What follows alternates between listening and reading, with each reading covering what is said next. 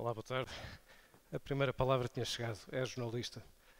Enfim, sou pelo menos mais duas coisas. Sou economista, o que faz de mim má pessoa, e sou de Viseu, o que faz de mim boa pessoa. E venho falar de City Revolution. O que é uma revolução? Quem é que faz uma revolução? Quanto tempo demora a fazer uma revolução?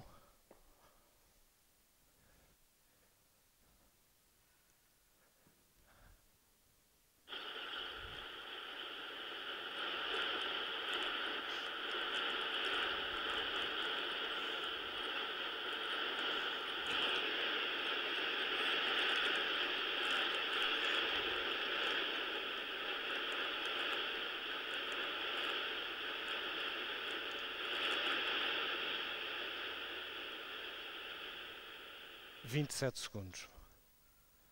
Este vídeo de 27 segundos iniciou uma revolução numa terra, na Nazaré. Foi quase como encontrar um pequeno poço de petróleo naquela terra. Foi sorte. Foi mesmo sorte?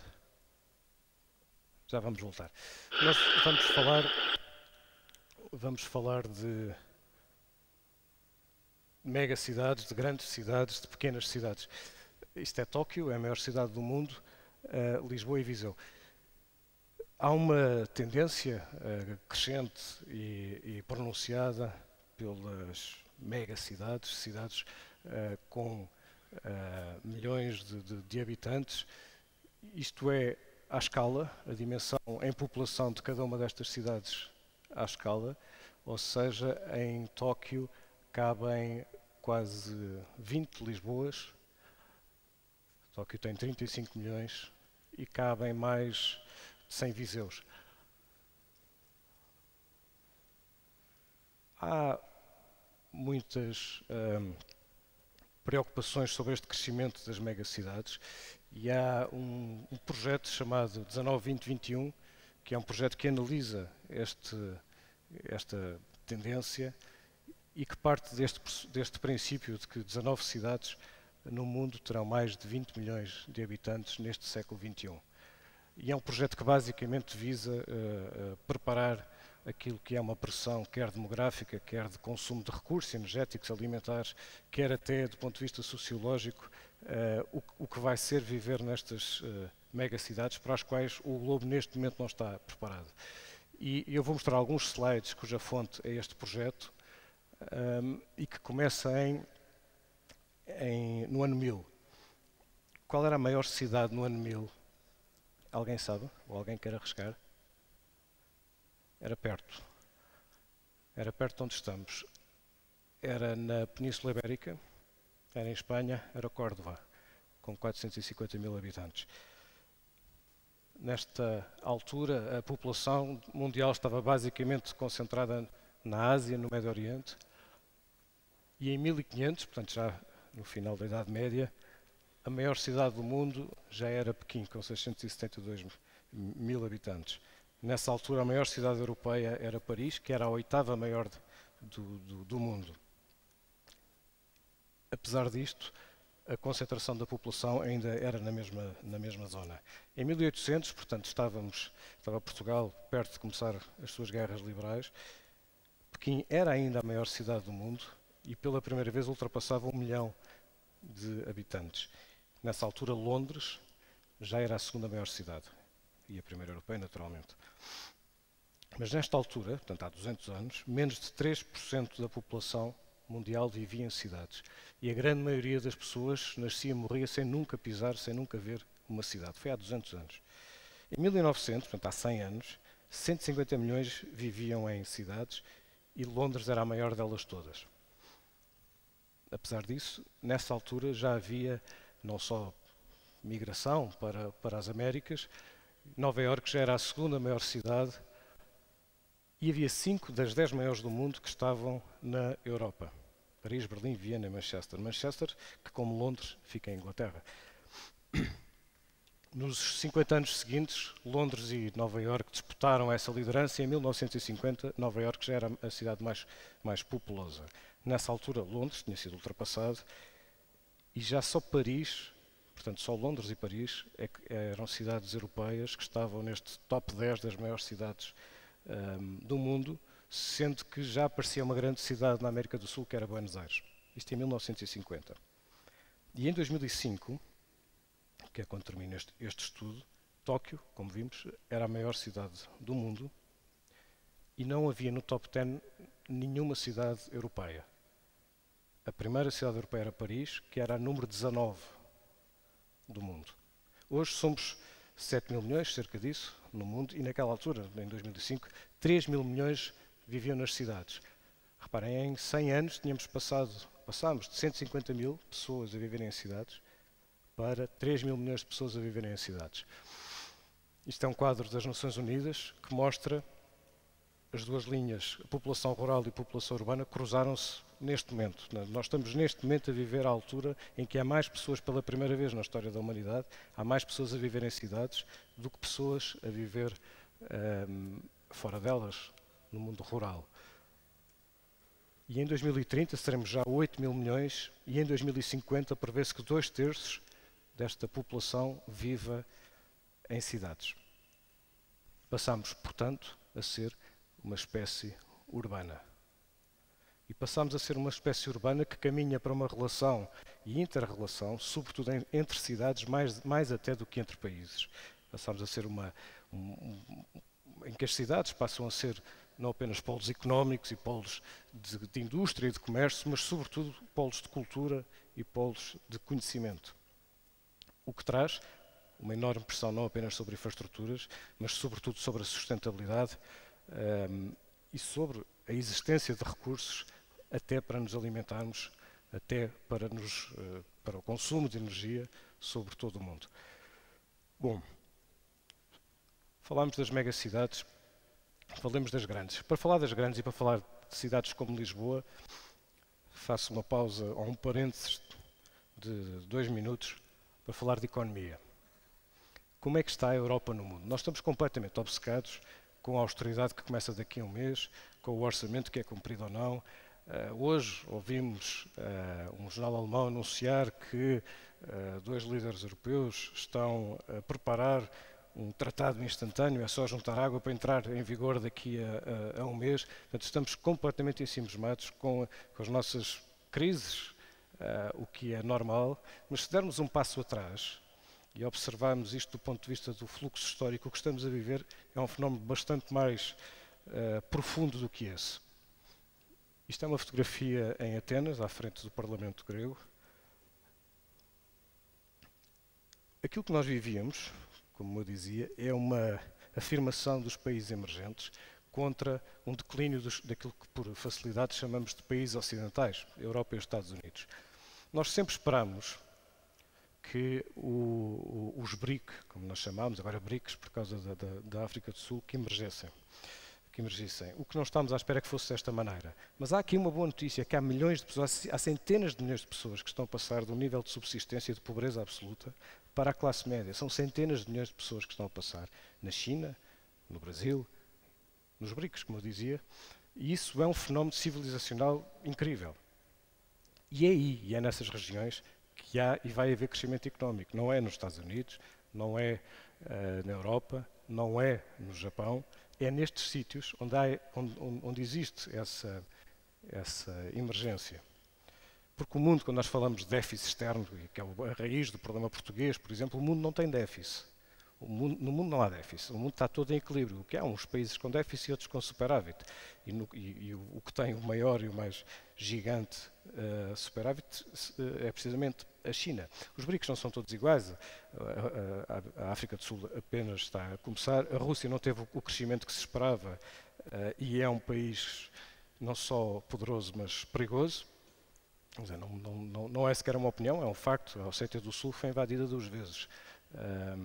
No dia em que a Rússia desligou o gás natural à Ucrânia, morreram 100 e poucas pessoas em poucos dias. O Brasil tem um crescimento que para nós portugueses é muito visível, mas não é tão pujante como de outros países, sendo que está muito relacionado com o próprio crescimento da China. Quanto mais a China cresce, mais o Brasil cresce, porque a China precisa de recursos e o Brasil tem recursos. Tem energia e tem produtos alimentares.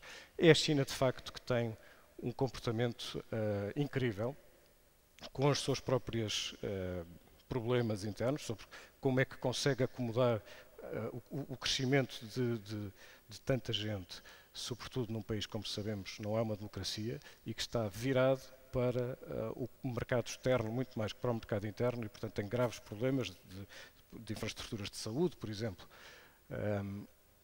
Daí que haja muita pressão de fora, da Europa, nomeadamente, para que a China se torne menos exportadora e mais importadora e dinamize o seu mercado interno. Para quê? Para que comece a comprar os nossos produtos. A Índia é um país muito diferente, ainda depende mais da época das chuvas do que da economia externa, apesar de tudo. Mas vamos avançar. Queria chegar a Lisboa, ou às cidades portuguesas, se quisermos, porque é uma cidade europeia, está neste espaço de declínio. Isso é provavelmente o mais importante daquilo que eu estava a mostrar. Quando damos o tal passo atrás, o que estamos a ver é que o mundo está a mudar completamente a sua estrutura de poder. Nós tivemos um mundo multipolar, tivemos a Guerra Fria com duas potências, depois apenas uma. A China, em poucas décadas, vai provavelmente ser a maior potência do mundo sem ter disparado um único tiro. Nós sempre pensámos que os BRIC iam crescer e afirmar-se, nunca esperámos que fosse tão depressa e nunca esperámos que fosse ao mesmo tempo do declínio da Europa e dos Estados Unidos. Lisboa. Bom, competitividade das cidades depende basicamente dos cidadãos, das pessoas, não só que são atraídas, mas que são retidas. E nós temos um cartaz de coisas positivas que dizemos sempre a quem nos conhece, mas não dizemos as negativas, nunca falamos de justiça, por exemplo, mas falamos sempre de ser um ótimo sítio para viver, muito bem localizado, nomeadamente no espaço lusófono, com segurança, com condições meteorológicas excelentes, com muita oferta cultural, etc. Somos um país estável, temos as fronteiras mais estáveis da Europa, somos tolerantes, somos inovadores, temos infraestruturas, estradas, fibra óptica, banda larga, wireless em todo lado, ou em quase todo lado, e já que isso nos arruinou, ao menos que agora sirva para alguma coisa. O que nos traz a cidades mais pequenas como Viseu.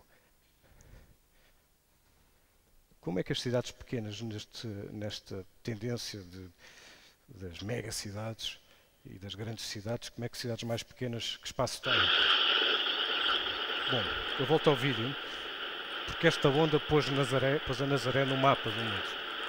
Isto passou em todos os canais do mundo, como sabem, e neste momento já está em preparação um campeonato de ondas grandes para o próximo ano. Está a ser preparado um centro de treino educacional. Há um potencial turístico enorme, e não é apenas na Nazaré, são 200 km de praias surfáveis, desde Aveiro, Figueira, Nazaré, Peniche, a Ericeira, enfim, esse já é um spot conhecido. Mas estas ondas sempre existiram, estão lá há milénios. Sempre existiram. E nós sempre conhecemos a Nazaré por causa destas ondas. Quer dizer, o canhão da Nazaré já lá estava. O que é que faltava? Era estratégia, era esta sorte. E aqui volta à pergunta que fiz há bocado. É que isto não foi sorte. Isto foi um professor de Educação Física chamado Dino Carmo, que em 2001 inaugurou um centro de desportos na Nazaré e começou, a partir daí, a olhar para as ondas e a desenhar uma estratégia. Em 2004 tirou uma fotografia a uma onda gigante destas e foi à procura de surfistas de ondas grandes, que não há muitos, pelo mundo. Encontrou dois, um deles este, isto em 2004. Depois esteve até 2009, salvo erro, à procura de dinheiro, à procura de financiamento. Conseguiu lançar um projeto a 3 anos. E no primeiro ano, este surfista, Garrett McNamara, veio cá muitas vezes. Ao segundo ano consegue apanhar a onda perfeita. E de repente, os tais 27 segundos, que não foram sorte, não aconteceram por acaso. Ele filmou milhares de ondas antes, ele tentou milhares de ondas, andou de moto d'água acompanhado durante muito tempo. E finalmente apanha esta onda e mais cedo do que eles próprios pensavam, no terceiro ano já vão conseguir ter o campeonato, portanto já vão conseguir ter receitas. Neste momento já há patrocínios fechados. Portanto, isto não foi sorte. Isto foi estratégia. A Câmara entrou, e isso é o mais espantoso, é que nem sequer foi preciso dinheiro do Estado. Isto custou 500 mil euros o projeto, há 3 anos. Foi dinheiro exclusivamente, foi a ideia de um privado, a Câmara associou-se, mas foi a ideia de um empreendedor, se quisermos usar a expressão. Tudo com um financiamento privado. E vai ter uma repercussão. A Câmara associou-se, como eu disse, portanto, não foi excluída, nem se excluiu disso, mas quer dizer, esta pessoa não ficou à espera que alguém no Terreiro do Paço tivesse uma ideia e desenhasse um planeamento estratégico daqueles que eles fazem todos os anos, e depois são sempre diferentes dos anteriores, para fazer o que fez. E é por isso que esta onda é em si uma revolução. Eu ontem fiz na redação do jornal, fiz um pequeno teste, aquelas coisas dos psicólogos, eu dou uma palavra e a pessoa devolve uma palavra. E disse isto com várias cidades. Lisboa, disseram-me capital, Coimbra, disseram uma universidade, Aveiro, disseram-me inovação e ciência, Óbidos falaram da cidade de Natal e do chocolate. Falei em Ceia e disseram Museu do Pão. É engraçado porque lá está, é uma iniciativa privada que de repente criou um polo de atração turística, como sabe. Eu falei de Paredes de Cora, disseram festival. O que é que disseram quando eu disse Viseu? Rotundas. Eu quando entrei aqui tirei uma fotografia há 20 minutos e pus uma fotografia no Facebook, na minha página, só dizia TEDx, Viseu, o claustro está cheio e não dizia mais nada. O primeiro comentário foi, esse claustro é lindo. O segundo comentário foi, cuidado com as rotundas. Esta é a história que Viseu conta para fora, é que somos uma cidade de rotundas. É isto que nós queremos e que construímos como imagem da cidade? Não é. Outra cidade, Leiden, é na Holanda, é conhecido como a cidade de poema.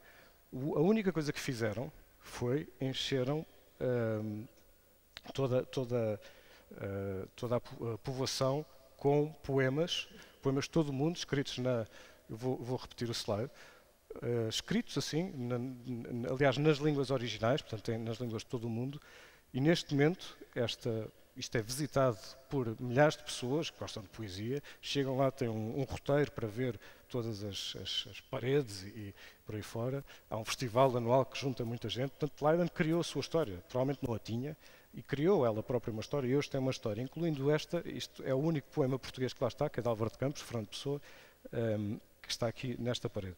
E está na língua original, como eu disse, à direita está Mayakovsky, que é russo. E Viseu? Qual é a história de Viseu? Qual é a história que nós contamos para fora? Quando falamos a alguém em Viseu, que atributos é que esta cidade tem?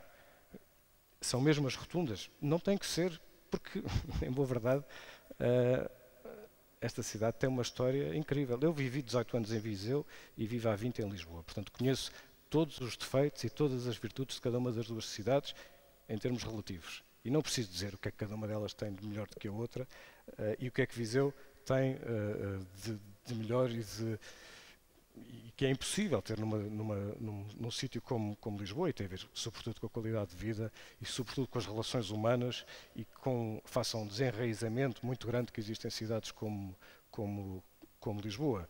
Mas Viseu não é apenas uma cidade pequena e que está bem servida de acessibilidade e toda essa lenga-lenga. Viseu tem uma oferta, nem oferta, tem um património cultural que é válido por si mesmo. Não há nada que valha tanto e reparem que eu estou a dizer isto como economista, e portanto a frivolidade da economia, etc. Não há nada que tenha tanto valor para uma cidade como a sua cultura.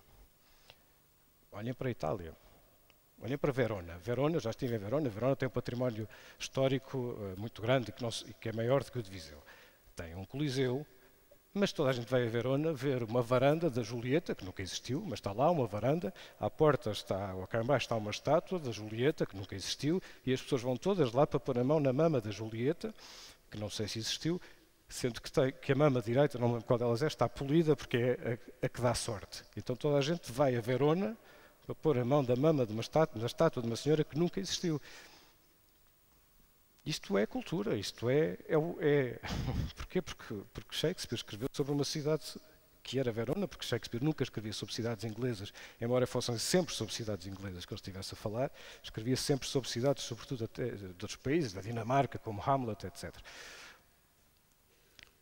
As megacidades, se são estes canais de sucção da população, serão provavelmente indiferenciadas e serão provavelmente indiferentes para muitos dos que lá vivem. Eu pergunto se alguém, esta é uma fotografia atual de Tóquio, se alguém aqui gostava de viver nesta cidade. Alguém pode levantar o braço? 3 pessoas. Isto é um mapa do metro de Tóquio. Eu tenho uma fixação por mapas de metro, por isso é que também não. E este é dos mapas mais complexos que eu já vi. Mas é bastante assustador. Bom, eu queria acabar por dizer que esta escolha entre megas, grandes e pequenas cidades, obviamente, sendo isto uma proporção entre o tamanho da população, não é sobre a riqueza que elas têm e a questão das megacidades serem diferenciadas ou não, é porque têm enfim, são mundos dentro de uma cidade e se dá um cosmopolitismo e possibilidades impossíveis noutras cidades, mas ao mesmo tempo, da mesma maneira que havia pessoas que em 1800, em 1500, que não conseguiam, nunca viam uma cidade na sua vida, haverá com certeza pessoas que nunca vão visitar o ponto oposto destas cidades. Mas o ponto é, e eu volto à parede de Leiden para terminar, e para terminar com o poema, que lá está, que não fui eu que escolhi, foram eles, do Álvaro de Campos, que é este, basicamente para utilizar o que lá está, utilizar o que lá está escrito, porque a revolução, que é o tema do dia de hoje, a revolução não está no Terreiro do Paço, a revolução não está aqui na Câmara Municipal, a revolução está aqui dentro. A revolução está, sobretudo, aqui dentro. Muito obrigado.